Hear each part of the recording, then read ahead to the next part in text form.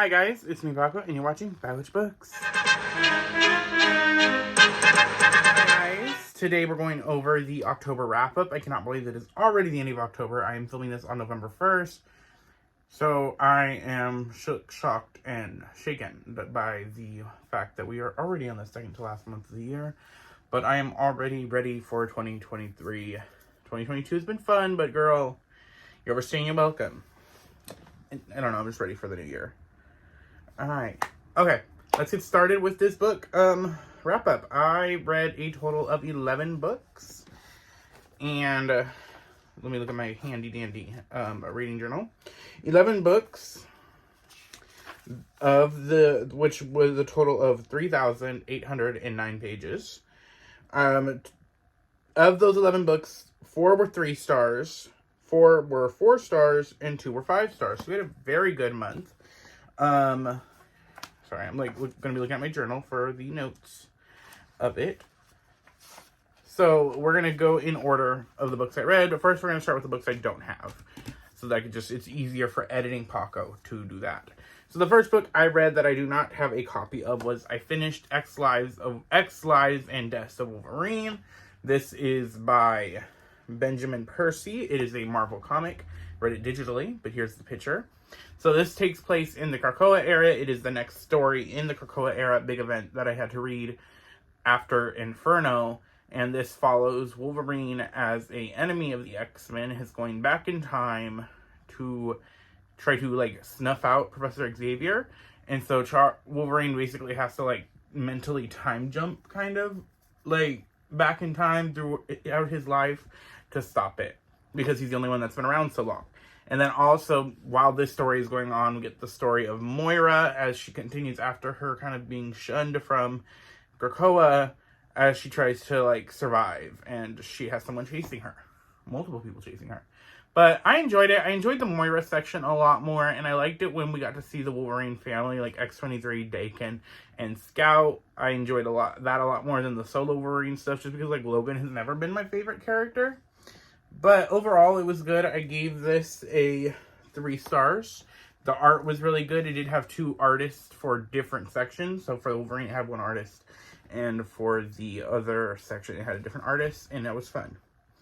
The next book I read that I don't have is Our Shadows Have Claws. This is a anthology that is, I think it's 15 horror stories from Latin American authors, and this is a YA horror. It was really fun.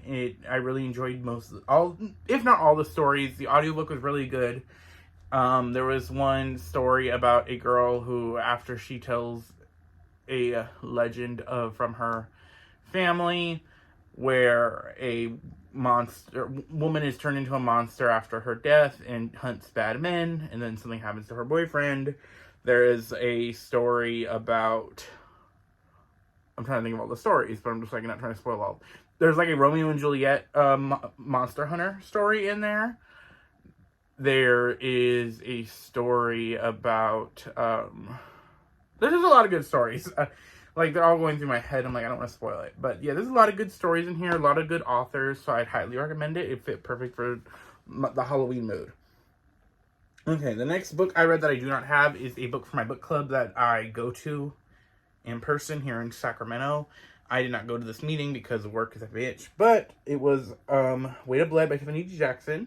If you don't know what this book is about, it is basically a Carrie retelling, but with the fact that our main character is black. Her name is Winnie, I believe, and all her life she has passed as white. Her overly religious, strict father, abusive father, has forced her to pass as much as white and not get her hair wet, but one day she's out in the rain and her hair gets wet and people find out that she is black, and then it causes the whole racial tensions go off because a lot of the students are fucking racist. And then we get a Carrie moment because it is a Carrie retelling. Really enjoyed it. It was really good. The audiobook was fantastic. It had a podcast element that reminded me of Carrie almost. Not Carrie. Reminded me of Sadie just because of the podcast element and the way they did it in it. But I'm not saying she shouldn't do that. But it just, if you like that aspect, I'd recommend it. It was really good, really chilling, some of the scenes, I would say trigger warning for the racism. There's if that's something that like triggers you, be careful going into it because it is a lot in this book. Okay, the next book, oh, and I gave that 5 stars, so that was amazing. The book was amazing. The next book I read that, okay, so the next book I read that I don't have is Not So Thanks in Advance, and this is by Chloe Evans. So another book that I'll talk about later on in this, I read, that was, like, described on TikTok as being really spicy. And, like, anytime the author talked about it, they talked about the spice scenes. But in that book, which I will show later, it didn't happen to 50% of the way through.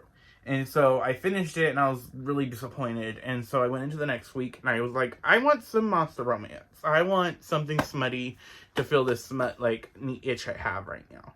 And so I found Not So Thanks in Advance. And from the cover, you could tell this is a MMM, triple throuple situation. It is an office romance. And it is between a Omega Witch, a Shadow Demon, and a Tentacle Monster. Don't judge me. I see you judging me. Don't judge me. It was really good. There was a scene in the copy room that was really good. And it gave me what I needed. It was fun. It was short. It was good. It gave me the spice I needed. Don't judge me. I feel you judging me. I feel myself judging me, but you know what? I don't like that bitch myself. Okay, so the next book I read that I don't have is Something Is Killing the Children. This is the graphic novel by, I keep looking at this book. It's going to be easier when I have the books. I keep looking at my reading journal because I don't remember the author's names. Okay, James Tyron IV. This is an author I've read before that I've enjoyed for his, like, DC work. So this is a Boom Studio, so it's not Marvel or DC. And it is basically, these kids keep dying in this town. There's been like 14 dead kids, I believe, that have just like turned up dead. And no one knows, like, is it a serial killer? Is it like, what is happening? And so one day this girl comes into town. She's very weird. She like has these really big eyes. She has like a backpack with her. And she's like, there's monsters in the woods. And she goes to kill them. This is the first volume. It was fun. It was not fun, but it was just really good for this Halloween mode. I will be continuing with the series because they introduced this like thing called the Slaughterhouse. Like they're the monster hunters, and it's really interesting. Like only the kids can see the monsters unless you have like this thing that the monster hunters have. Really good. Really enjoyed the first book. But yeah. Okay. Now we are going on to the books I have, which will be easier to talk about because I have them right here. Okay, so this is the first book I read in October, and that was Sir Bodega's Guide to Vampire Hunting by Rosine A. Brown. She is the same author that did the Song of Wraith and Ruin series. So I was really excited to read her middle grade debut. This is about our girl, Sarah Bottega. She and her family are vampire hunters. They hunt these vampires from Ghana legend, I believe. And so they're not like the traditional, like, or what we're used to, European vampires. And so they hunt them. And then one day her and her family are like at their safe house. They are attacked. And by this witch who is like wanting this powerful relic. And her parents are like, we are going to hunt them, but you're not coming with us because you're like 12. This is a middle grade. You're like 12. And so you're going to go live with stay with your cousin in the middle of nowhere. And while she's in this town, she's like trying to survive normal life. She's always never been to school before. She's always homeschooled, always going from place to place hunting vampires. And now she has to deal with middle grade problems. And then she starts to find out that there is she thinks there's a vampire in the town and has to stop it. I really enjoyed it. I really liked her main character. She was fun. She was flawed. I liked her flaws. I like that we went into it. I feel like in middle grade especially, I don't know. I don't read enough middle grade maybe, but I enjoyed it. I really like the action scenes. I'm excited for book 2. Book 2 left with a really good cliffhanger, and I'm excited to see where we go from here. Like, Rosie Brown is becoming an auto-buy author, probably. Next book we have is a reread for me, and that was A Ninth House by Leigh Bardugo. This is about our girl Galaxy Stern as she goes to Yale. Yeah, Yale. And she deals with the magic societies. She works for the Ninth House. She keeps those societies in check, and she can see dead people. This is a really popular adult book. Like, it's written by Lee Bardugo. But I really enjoyed it. This is a 5 out of 5 stars. A reread for me. I read it with Princess Helen, and I believe other people joined in on her Princess's Discord.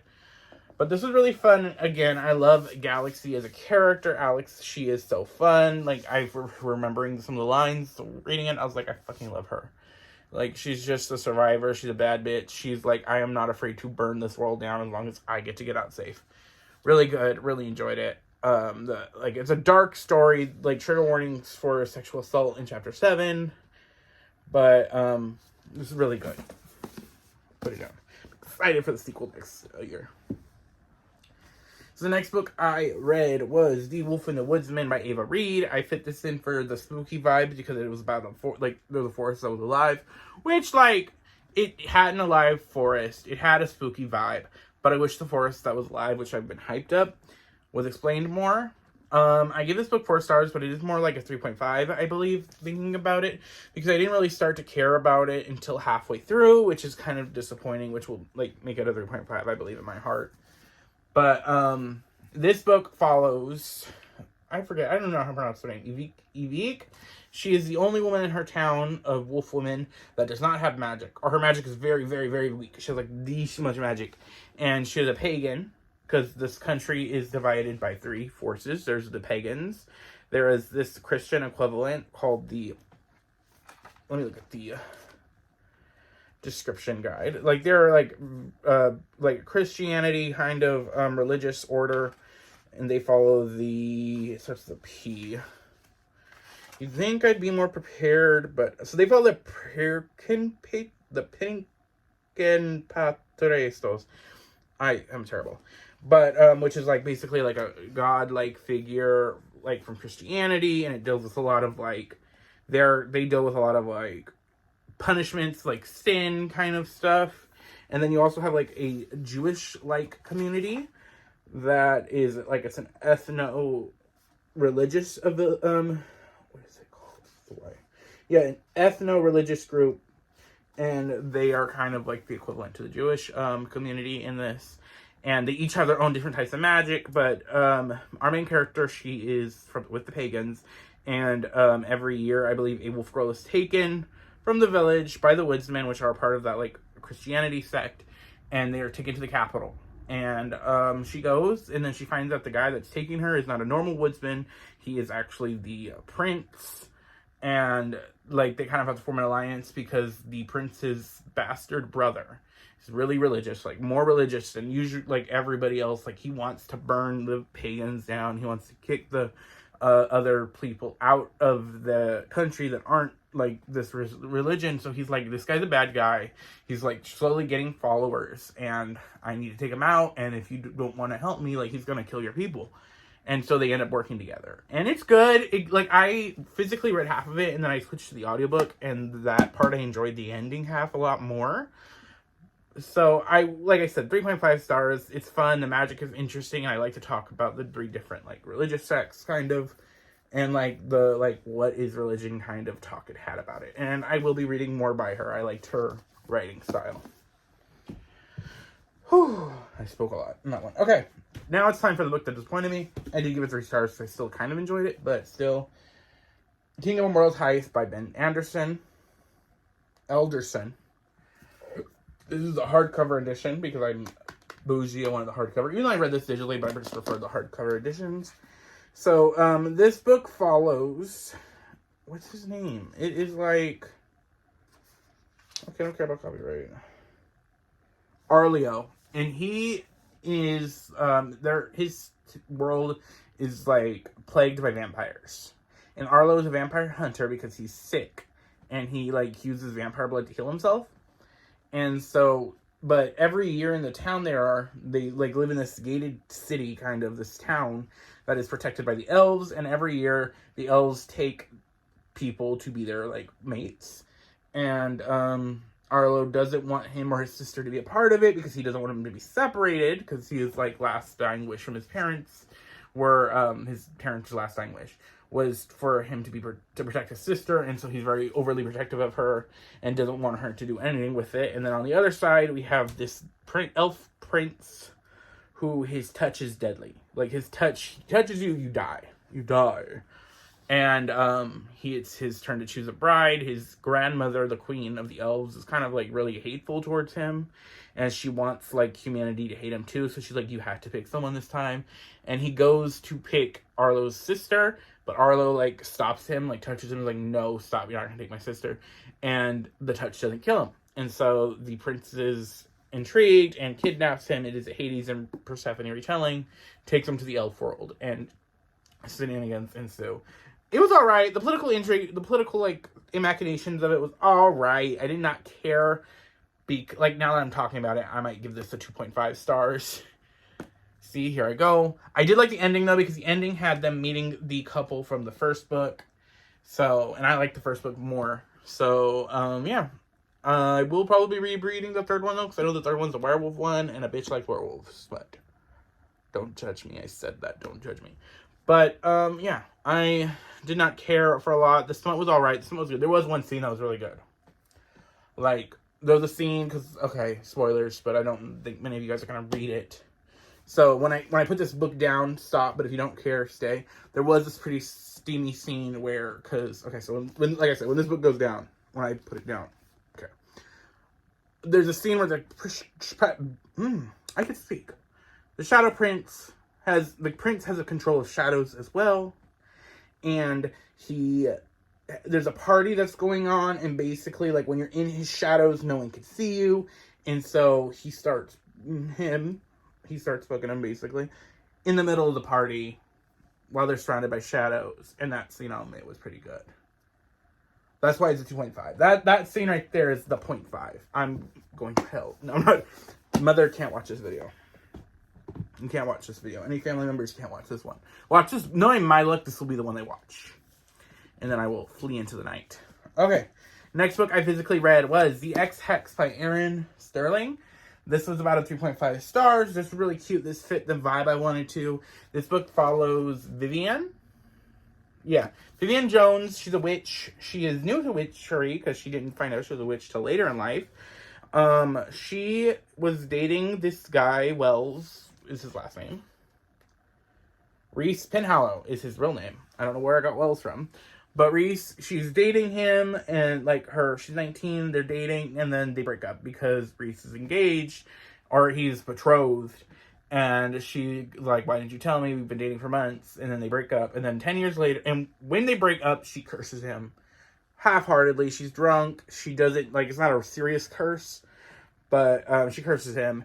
And then 10 years later, Reese comes back to town because his ancestor founded the town they're living in, and he has to, like, do a ceremony and stuff like that, and the curse starts to kick into effect, and they have to try to undo it. It's got, like, second chance romance. I thought it was really cute, really fun. This gave the, like, Halloween vibe. It wasn't serious. It was fun. I'm excited for the sequel because, like, I like the vibe of this book. This is the book of the month edition. I got the book of the month edition for the next book next month. Okay, this video was a mess. Okay, the last book I read this month, I just finished it yesterday. It was, chef kiss, 4 stars. And that was Belladonna by Adeline Grace. This book follows Stigna Frau. Okay, it didn't say her last name right here. Stigna Frau, I believe, is rich. Like, her mother and family are rich, but she's orphaned as a baby. Because, like, a party happens and shit goes down. But she is orphaned. And when Death tries to take her as a baby, he can't. He just can't. And she can't die. And then she also sees ghosts. And she sees Death. And then, like, she's seen Death all her life. She has followed her everywhere. Each of her caretakers keep dying. Until one day, after her aunt dies, she goes to live with her rich cousins. Who, one of the rich cousins, whose the wife has just died of an illness. The daughter is now ill with the same illness that took her mother. The father is a complete mess, and the son is, like, trying to hold things together by society members, and she goes in and she kind of has to unravel the mysteries of what is going on and fighting her attraction to the stable boy and her attraction to Death himself. This book is really good. The mystery was fun. I loved the banter we got between our main character and the love interest. Like, this is the first book I did not care which love interest. And it was fun. I'm really excited for the sequel. I actually forgot I have to read the synopsis of the sequel because now I'm really excited and really intrigued by that ending. Whew, this is so good. This is probably going to be my top 10 books of the year. But yes, really enjoyed it. Really loved it. Really good. Yeah, that's all I can really say about it. Okay, but yeah, that was my November book reads. What did you guys read? What were some of your favorite parts of the books you read? What are you guys excited about for next month? Did you have a good October? Alright, October. I was working most of it. But I will see you guys next time. Please like the video if you haven't. And toodles.